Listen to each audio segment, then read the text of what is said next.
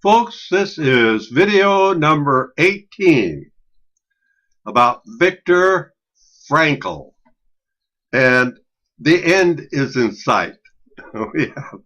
After this, we have two more videos, and then again, like I've stated before, picnic and firecracker time. All right, good old Viktor Frankl.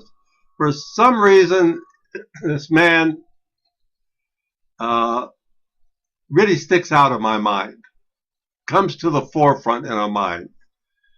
Maybe not so much because of his theory, which was called logotherapy, giving meaning to an individual's life, but because of the life that he lived. Now, this is what is interesting about Frankl.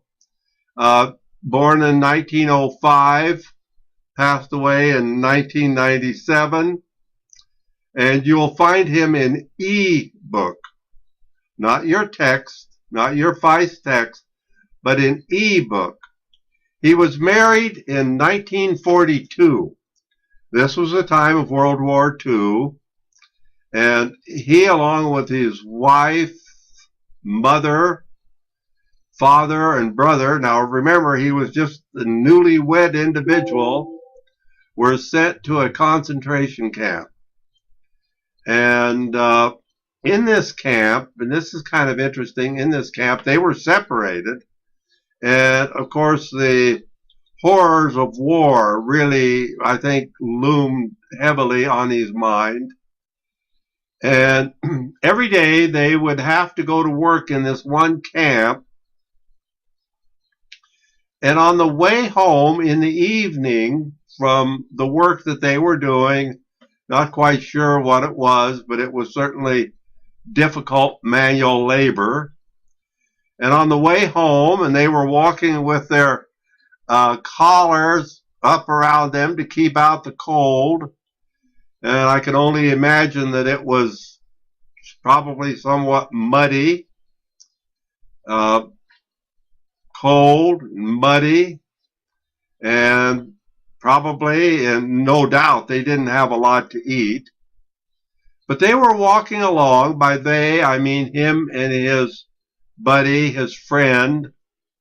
And his friend turned to him and said, "I wonder what our wives would think of us now if they could see us." Now, they didn't know what happened to their wives, and very likely Frankl's wife was already dead at this time.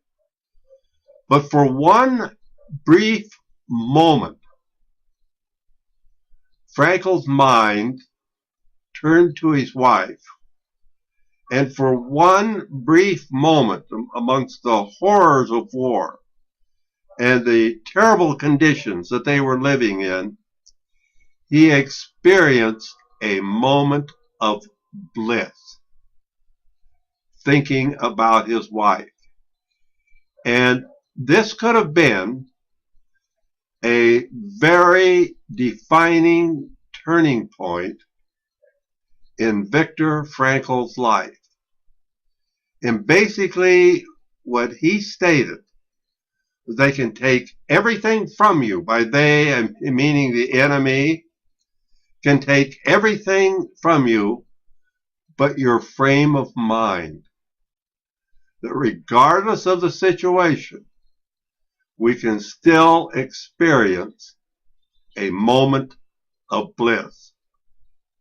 Even in Theory's personality, we might be able to experience a moment of bliss. So there's hope for them. Now, Viktor Frankl wrote a book, Man's Search for Meaning. Matter of fact, in 9 days, he dictated this book. And he wanted individuals to look for meaning. He agreed with Erich Fromm. You remember Erich Fromm, who was a neo-Freudian. He agreed with him that animals have instincts to guide them, but man has social conventions. And meaning is found through striving and struggling. Uh, one of the sayings that he had is that being human